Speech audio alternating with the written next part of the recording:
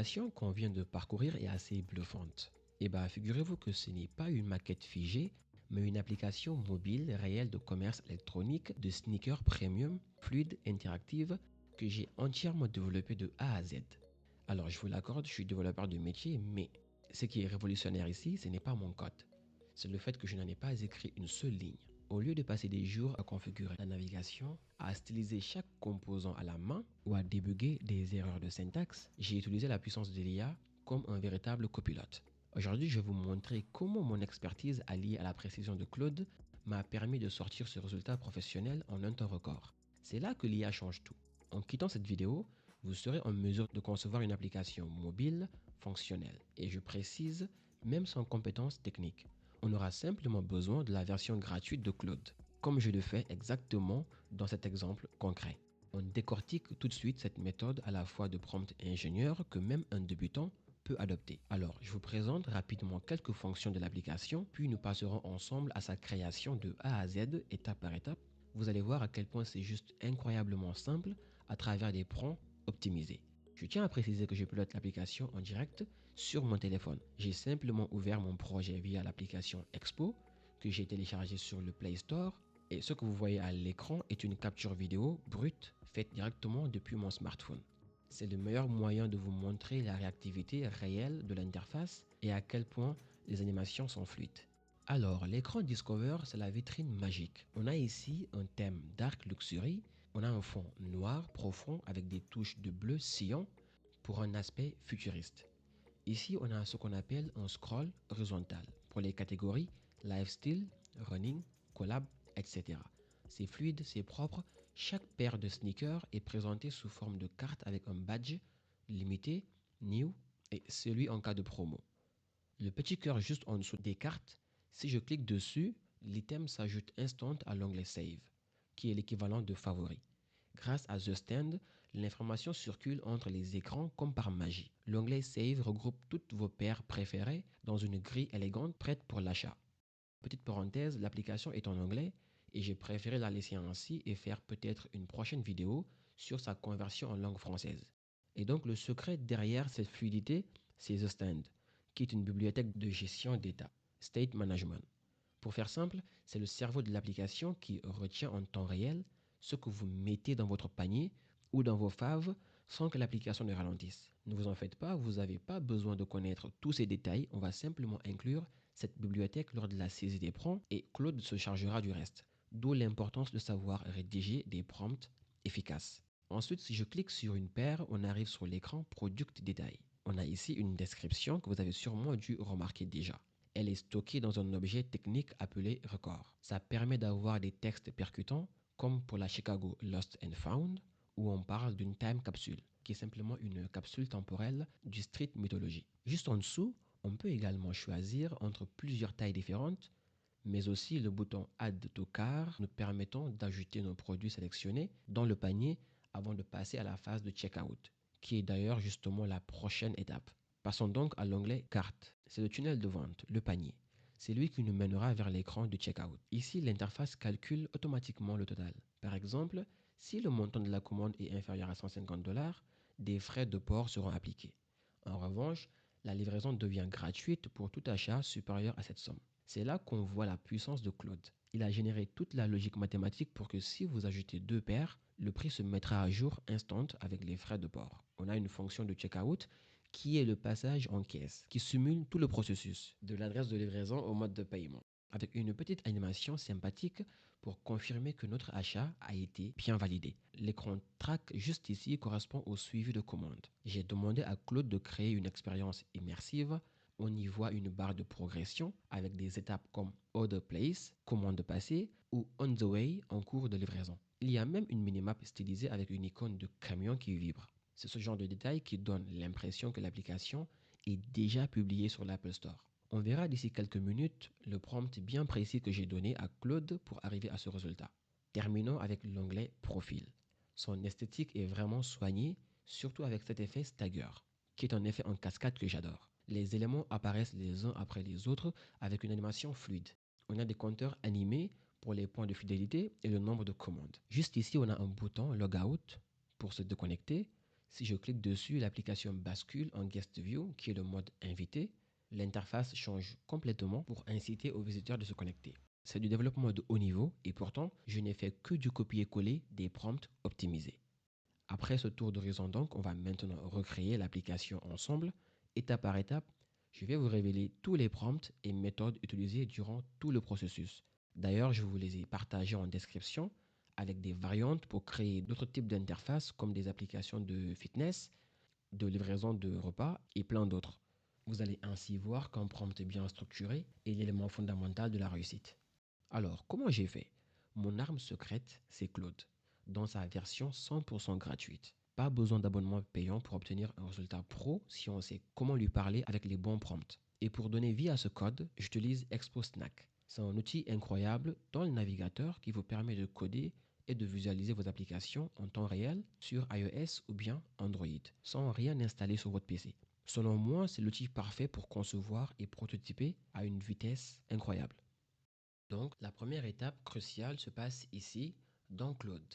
On choisit d'abord le modèle, de préférence Sonnet 4.6 pour la version gratuite. Avant de rédiger le prompt, on ne lance pas juste une discussion au hasard, on crée un projet dédié. Pourquoi c'est utile? C'est comme donner une mémoire à long terme à l'IA. En créant un projet, Claude garde en tête tout le contexte de notre application de sneaker. Il connaît nos couleurs, nos composants et notre structure de données du début à la fin.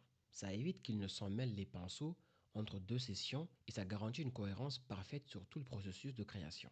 Cette partie à droite, les instructions de projet, c'est ici qu'on définit les règles du jeu. J'ai inscrit le style graphique Dark Luxury, les technos à utiliser comme The Stand ou Lucid Icon.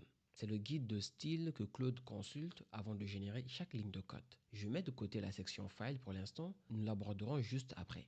Passons maintenant à la rédaction de notre super prompt qui débute le projet, c'est-à-dire la première phase. C'est ce que j'appelle le décollage. Je ne demande pas à Claude de coder une application.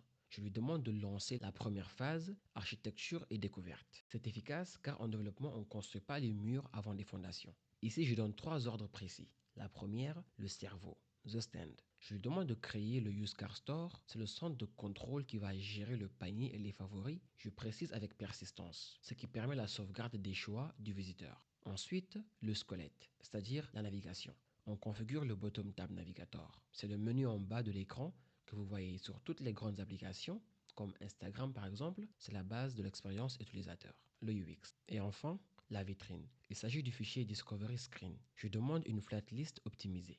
Pour les non-devs, c'est une technique qui permet de faire défiler des centaines d'images sans que le téléphone ne rame, car il ne charge que ce qui est visible à l'écran. Il y a quand même un détail qui change tout. Vous avez sûrement dû remarquer à la fin que j'ai mentionné important.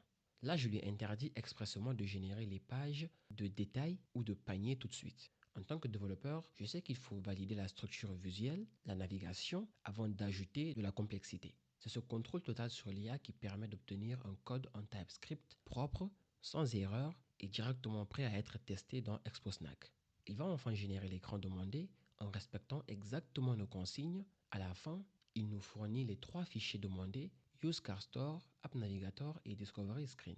On peut les consulter directement à partir d'ici grâce à VS Code ou un autre éditeur comme Blocknote. Pour l'instant, on mettra de côté le contenu de ces fichiers, on va s'en servir plus tard lors de la création des fichiers dans ExpoSnack. Vous avez sûrement remarqué que mes fichiers ne finissent pas par .js, mais par .ts ou .tsx. C'est ce qu'on appelle le TypeScript. Pour faire simple, le .ts TypeScript, on l'utilise tout simplement pour les fichiers qui contiennent uniquement de la logique pure. Par exemple, notre store The Stand qui gère le panier. C'est du code cerveau sans visuel. Il y a également le TSX, le TypeScript XML. Il est utilisé pour les composants qui affichent du visuel. C'est le mélange du TypeScript et du design de l'interface, donc le JSX. C'est ce qu'on va utiliser pour nos écrans comme le Discovery Screen, etc. On va télécharger l'ensemble des fichiers. Par défaut, laissons File comme nom. On enregistre, puis Windows E. On se rend dans la section téléchargement. Voici notre fichier. On va extraire son contenu, ensuite le copier juste ici. Pour l'instant, on ne s'en sert pas. Vous allez comprendre pourquoi. Une fois nos fondations solides, passons à la phase 2. C'est à partir d'ici que l'on aura besoin de la section File ou Project Content qui sera utilisée pour chacune des requêtes qu'on fera. À chaque fois que Claude génère un fichier, ou qu'on fait une modification, on met à jour la partie Project Content, qui est le contenu du projet. On va simplement glisser nos 3 fichiers téléchargés récemment, juste avant la rédaction de notre deuxième prompt concernant la page détail et ajout au panier. C'est ici que se joue la conversion, là où le visiteur décide d'acheter ou non. Le but de ce prompt, c'est créer l'écran Product Détail. Je ne demande pas juste d'afficher du texte. Je demande à Claude de créer une galerie immersive. Par exemple, voici 3 détails que j'impose. Le visuel. Je précise à Claude d'utiliser un dégradé subtil pour faire ressortir les sneakers blanches sur notre fond noir. C'est ce genre de micro-détail qui donne l'aspect premium à l'application. Il y a également l'interactivité. On ajoute un sélecteur de pointure. Je demande que la taille sélectionnée s'illumine en bleu électrique. C'est ce qu'on appelle un feedback visuel. C'est essentiel pour que le visiteur comprenne ce qu'il fait. Il y a également la logique de navigation. Techniquement, je demande à Claude d'utiliser Stack Screen. Pour les devs qui nous regardent, c'est ce qui permet de passer l'ID de la chaussure d'un écran à l'autre pour afficher la bonne paire sans erreur. Ensuite, il y a l'animation. J'insiste sur une animation d'entrée où le contenu remonte légèrement. Ça donne ce côté Apple Store très fluide et moderne. Le point clé ici, c'est la connexion avec notre Store The Stand. Quand on clique sur le bouton Ajouter au panier, le badge du panier en bas de l'écran doit se mettre à jour instant. C'est là qu'on voit la puissance d'avoir un état global bien configuré dès le départ. Juste à droite, on va joindre nos fichiers. Après génération, il va également fournir l'écran demandé en respectant les consignes, puis nous fournir cette fois-ci 4 fichiers demandés, dont certains existaient déjà, mais ont été mis à jour. C'est le cas pour App Navigator. Même procédure, on va télécharger l'ensemble des fichiers, donner un nom au fichier en ajoutant simplement 2 à la fin. On se rend dans la section téléchargement, extraire les derniers fichiers téléchargés, pour ensuite les glisser vers la section Project Content afin de préparer la phase 3, qui est la dernière phase avant de passer à l'étape d'importation des fichiers vers ExpoSnack. Les 3 dernières phases qui resteront se feront au fur et à mesure que l'on progresse dans le processus. On va donc enchaîner avec le 3e prompt de cette étape qui concerne le panier et le Checkout Express. C'est le moteur économique de l'application. Jusqu'ici, on avait un simple texte relatif au panier, mais là, on va créer une interface de commande réelle. On demande précisément à Claude ici une gestion dynamique, donc le fichier carte screen. Je lui dis que je ne veux pas juste afficher des images, je demande une liste interactive où le visiteur peut modifier les quantités ou supprimer un article. Et tout ça communique en temps réel avec notre store The Stand. Si vous retirez une chaussure, le badge du menu en bas à droite réagit immédiatement. Il y a aussi le calculateur de total. C'est là que mon côté développeur reprend un peu le dessus. Je demande à Claude d'intégrer une logique mathématique, calcul du sous-total, ajout des taxes de 10% et surtout une règle de frais de port offerte si le panier dépasse 150 $. C'est typiquement ce qu'on appelle de la business logic, la logique métier. Puis il y a le design, le glaze morphisme. Pour l'écran de paiement, le checkout, je demande un style glaze morphisme très sombre. C'est justement cet effet de verre dépoli, légèrement transparent qui donne ce look ultra moderne et sécurisant. Et enfin, le success state, c'est le moment de gratification pour le visiteur. Je demande à Claude de prévoir un message order place, commande passer, qui, une fois validé, doit vider le panier. C'est une boucle d'expérience complète. Mais il y a aussi un petit détail technique. J'utilise des icônes de Lucid React Native, donc j'impose les icônes trash, poubelle en français, plus et minus, donc le plus et le moins.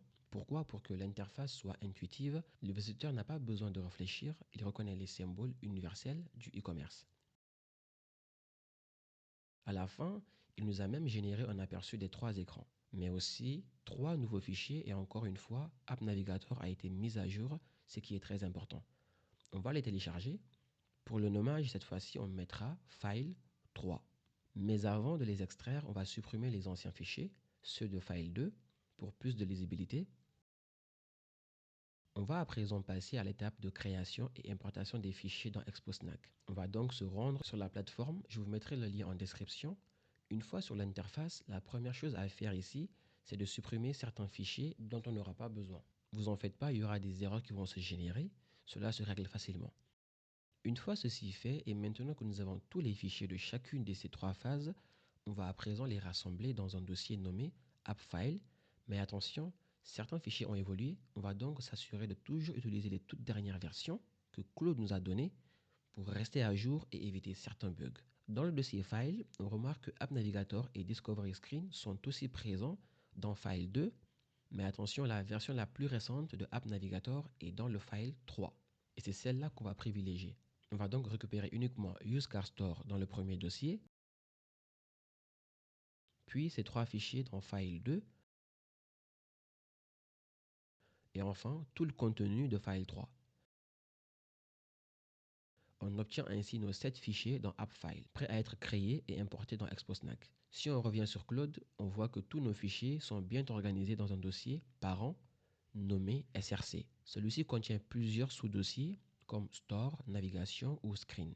Il est impératif de respecter cette architecture en rangeant chaque fichier à sa place.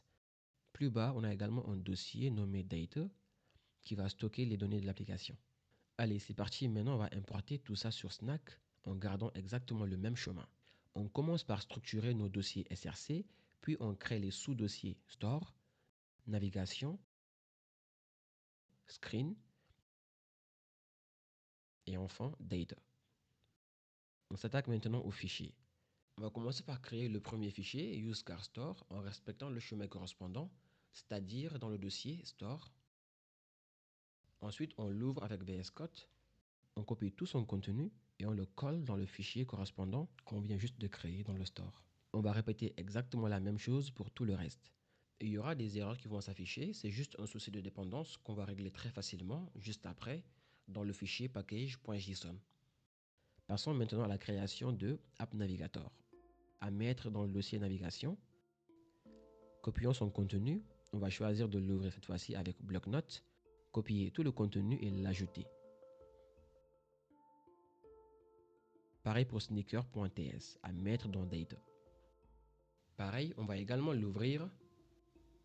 Ensuite, on va copier son contenu, puis le coller dans le fichier qu'on vient tout juste de créer. Le dossier Screen, lui, va contenir les fichiers Discovery Screen, Product Detail Screen, Car Screen et Checkout Screen. Vous l'aurez compris, c'est le dossier qui va contenir les différents écrans de l'application. Une fois qu'on les a créés, on va maintenant insérer leur contenu respectif exactement comme on l'a fait précédemment. D'abord Car Screen, suivi de Checkout Screen, on copie son contenu, CTRL-C, on le colle, puis Discovery Screen,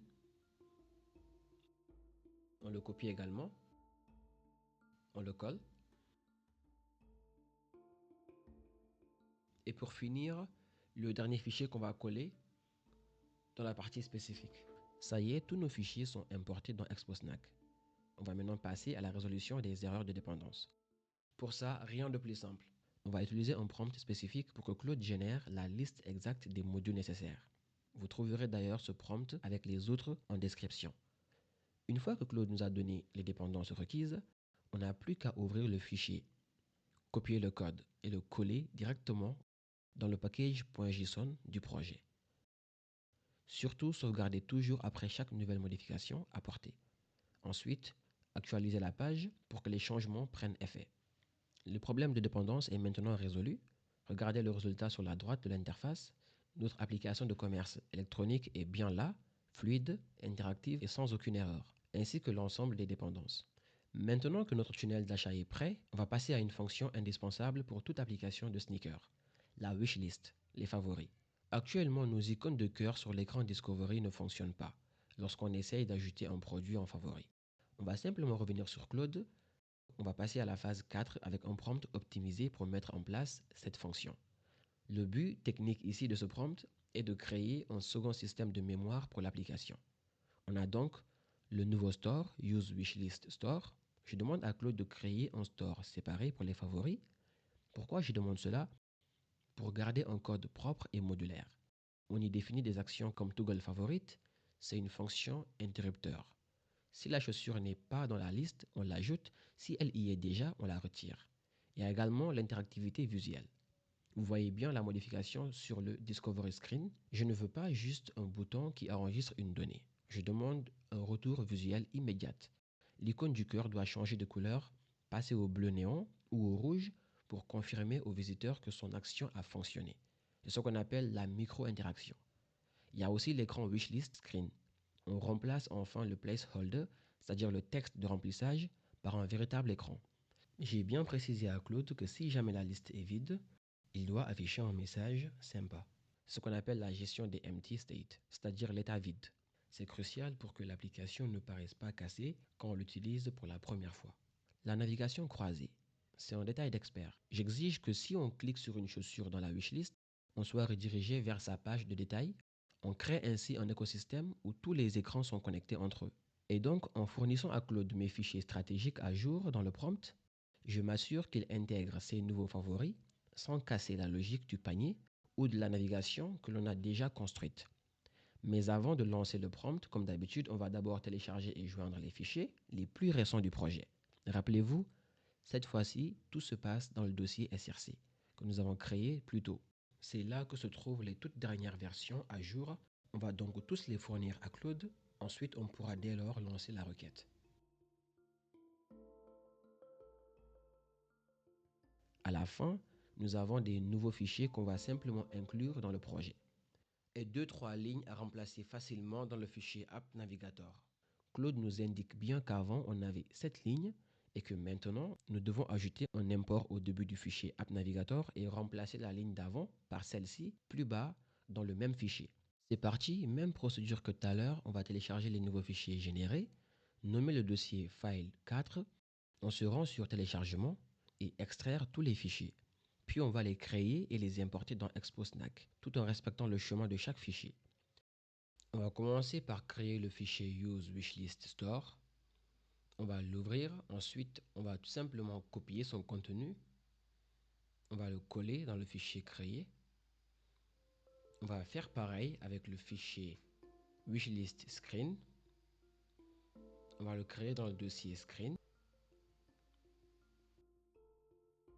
Ensuite, on va également l'ouvrir, copier son contenu et le coller dans le fichier qu'on vient de créer.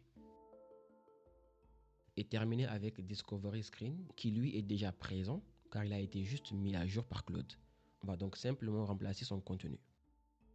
Il ne reste plus qu'à rajouter nos 2 lignes dans le fichier App Navigator. L'import est à mettre tout en haut du fichier. Et cette ligne qui représente l'élément Tab Screen est à mettre un peu plus bas dans la fonction Bottom Tab Navigator. On n'oublie pas de sauvegarder et de rafraîchir. Et si on teste, on constate que tout fonctionne. Claude a créé le système de favoris, mais il a aussi ajouté des animations premium comme le battement de cœur et le slide de suppression, qui donnent un aspect très sympathique à notre application. Passons maintenant à l'écran de profil interactif qui, comme vous le voyez, est complètement vide. J'ai préparé un prompt optimisé spécialement pour cette section. Mais avant de l'envoyer sur Claude, on va d'abord télécharger les fichiers les plus récents et supprimer les anciens. Une fois l'archive extraite, pour éviter tout conflit avec le dossier existant, on va copier les nouveaux fichiers dans un répertoire que je vais nommer Nouveau. Maintenant, direction Claude. Vous connaissez dorénavant le processus, fichier d'abord, requête ensuite.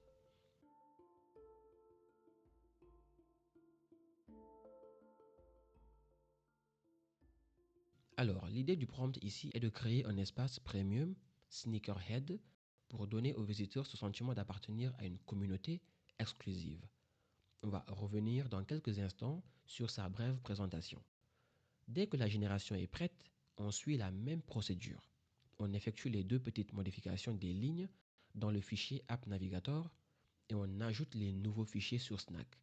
Cette fois-ci, on n'en a qu'un seul, Profil Screen. On va directement l'ouvrir, copier son contenu, mais on remarque aussi qu'en l'ouvrant, il s'enregistre automatiquement. Créons-le ensuite dans le projet, précisément dans le dossier Screen. Ajoutons l'import dans App Navigator.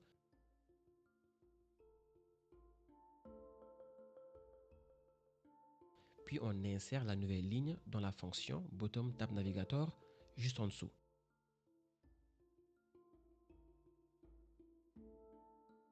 On sauvegarde et ensuite on rafraîchit la page. On a enfin notre page profil. Claude a recréé des animations complexes comme l'effet domino et les compteurs qui défilent, sans utiliser de bibliothèque lourde, ce qui garantit une fluidité de l'application. Notre nouvel écran profil présente plusieurs points forts. L'effet domino, le stagger. À l'ouverture, les éléments ne s'affichent pas tous d'un coup. Ils glissent vers le haut l'un après l'autre, ce qui donne un aspect très haut de gamme. Il y a également le compteur vivant, donc les points de fidélité et les commandes ne s'affichent pas bêtement. Ils défilent rapidement de 0 jusqu'au chiffre final à chaque connexion. Il y a également le mode invité, le guest view. Si tu cliques sur logout, l'écran change complètement pour afficher un message pour inciter aux visiteurs à rejoindre le club avec des icônes de récompense, Ward, Zap et Star.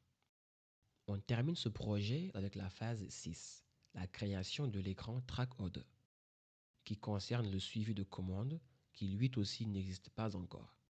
Effectuons la même procédure que tout à l'heure, les derniers fichiers d'abord, ensuite téléchargement, puis on les extrait. Cette fois-ci, on va nommer le dossier en ajoutant 2 à la fin. À présent, vous avez sûrement dû vous habituer à toute la démarche, en jouant les fichiers avant de lancer le prompt.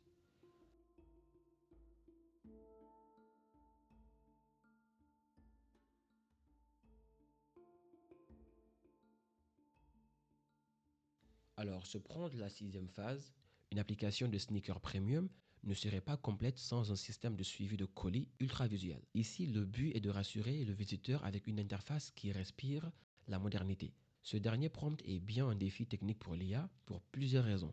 D'abord, nous avons la visualisation des données, donc la progress bar. Juste ici, je demande à Claude de créer une barre de progression en 4 étapes. On va utiliser des icônes de Lucid React Native pour que le visiteur sache en un coup d'œil si son colis est en préparation ou déjà dans le camion. Il y a également une simulation de carte, le Smart Design. C'est mon astuce de développeur pour garder l'application légère. Au lieu de charger une vraie carte Google Maps, ce qui va alourdir le code et demanderait des clés API complexes, je demande une minimap simulée. On crée un dégradé sombre stylisé qui donne l'illusion d'une carte satellite de nuit. Ensuite, l'animation native, Animate API. Pour donner de la vie à l'écran, j'impose à Claude d'utiliser Animate de React Native. Je veux que le point de localisation batte ou que l'icône du camion vibre légèrement. C'est ce qu'on appelle du feedback dynamique. Le visiteur sent que son colis est réellement en mouvement. Et pour finir, la cohérence avec les phases précédentes. Vous avez sûrement remarqué qu'ici, je fournis à nouveau mes fichiers stratégiques. C'est très crucial parce que Claude va pouvoir s'assurer que cet écran track screen communique parfaitement avec le reste de la navigation et respecte également les bordures fines et aussi l'opacité légère de notre style Glaze Morphism. Et au final donc, on passe d'un simple projet de code à une application qui a l'air de valoir plusieurs milliers d'euros sur l'App Store. Le tout généré proprement grâce à une structure de prompt méthodique et avancée. Dès qu'il aura terminé sa génération, pareil que la précédente étape, on a nos 2 lignes à inclure et juste un fichier track screen. Copions son contenu et rendons-nous sur Expo.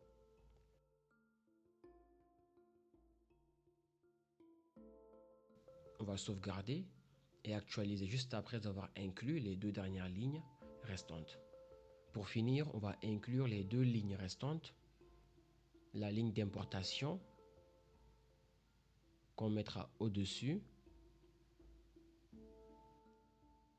et l'élément tab screen qu'on va mettre tout en bas dans la fonction bottom tab navigator. Ah oui, je n'ai pas fait attention, on a ici une petite erreur de renommage. J'aurais dû mettre tracking screen à la place de track screen. Et voilà, en 6 phases seulement et quelques prompts bien optiques, on a construit une application complète de A à Z, stylée et fonctionnelle, et le plus fou dans tout ça, sans avoir besoin de savoir coder. On a transformé une idée brute en une application de sneaker, dark luxury, complète et fonctionnelle, simplement en pilotant l'IA. Ce qu'il faut retenir, c'est que l'IA ne remplace pas votre vision, elle l'amplifie. Si vous débutez par exemple ou que vous n'avez jamais codé, elle devient votre traducteur technique qui transforme vos idées en code fonctionnel. Ne vous laissez pas impressionner par les termes techniques comme The Stand ou navigation stack. Ce qu'il faut retenir, c'est qu'avec la bonne méthode et les bons prompts, la barrière à l'entrée du dev mobile est en train de tomber. L'IA n'est pas juste un outil de chat, c'est votre nouveau binôme pour construire des projets réels, même en partant de zéro. Si par contre vous êtes dev, comme moi par exemple, elle devient notre moteur de production ultra rapide qui respecte notre architecture. Donc, on ne perd plus de temps sur le boilerplate ou la syntaxe répétitive. L'IA devient un exécutant ultra rapide qui respecte nos patterns, nos architectures et nos types. C'est un multiplicateur de force qui nous permet de nous concentrer sur la logique métier et l'expérience utilisateur. On verra peut-être dans les prochaines vidéos comment on déploie cette application sur un vrai store ou même tester un autre stack technique comme du backend avec Supabase ou autre. N'oubliez pas de vous abonner, lâchez un petit pouce bleu si vous avez été bluffé par ce que l'on peut accomplir aujourd'hui avec les bons outils. Cela prouve qu'avec une architecture propre et une IA bien pilotée, on peut créer des expériences premium sans aucun compromis technique. On se retrouve très vite. Salut!